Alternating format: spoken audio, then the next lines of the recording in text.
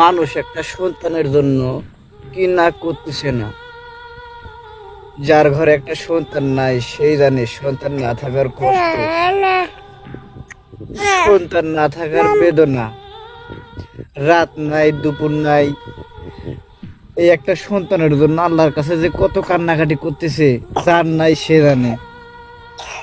কিন্তু তোমার ঘরে এত সুন্দর একটা ফুটফুটে বাচ্চা হয়েছিল, তুমি কোন আশায় কোন লোভে মানে কিসের জন্য এত সুন্দর একটা সংসার রেখে তুমি চলে গেলে আমি বুঝলাম না।